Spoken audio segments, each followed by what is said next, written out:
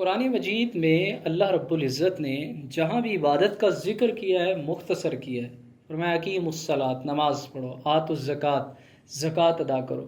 اب 750 مرتبہ کم و بیش نماز کا ذکر ہے، لیکن کہیں بھی ڈیٹیل نہیں ہے کہ نماز کی کتنی رکعتیں ہیں اور ٹوٹل کتنی نمازیں فرض ہے، کن کن اوقات میں نماز پڑھی جائے، یہ کوئی ڈیٹیل نہیں ہے۔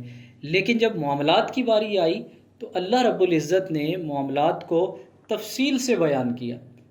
جب باری آئی وراثت کی تو آپ سورۃ النساء پڑھ کر دیکھیں، اللہ رب العزت نے پوری تفصیل بیان کی کہ بہن کا اتنا حصہ ہے، ماں کا اتنا حصہ ہے، بیٹی کا اتنا حصہ ہے، بیٹے کا اتنا حصہ ہے۔ لیکن آج ہمارا سارے کا سارا فوکس جو ہے عبادات پر ہے، معاملات کے حوالہ سے ہم بالکل فیل ہیں۔ اور آج مسلمانوں کی ناکامی کا سبب بھی یہ ہے کہ آج ہم معاملات کے اندر بالکل کمزور ہو چکے ہیں۔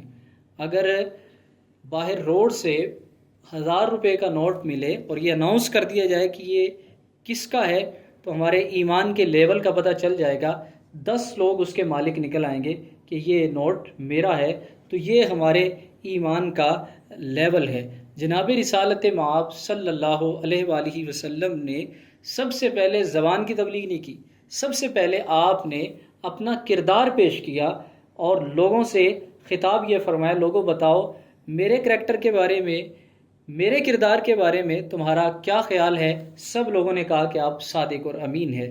جب سب کے دلوں میں آپ کا صدق اور امانت بیٹھ گیا تو پھر آپ نے فرمایا قولوا لا الہ الا اللہ تفلحون، اب تم لا الہ الا اللہ پڑھو، تم کامیاب ہو جاؤ گے۔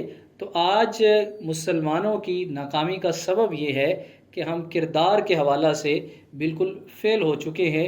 حضرت شاہ نقشبند فرماتے ہیں کہ زبان کی تبلیغ سے جو کردار کی تبلیغ ہے وہ زیادہ طاقتور ہے۔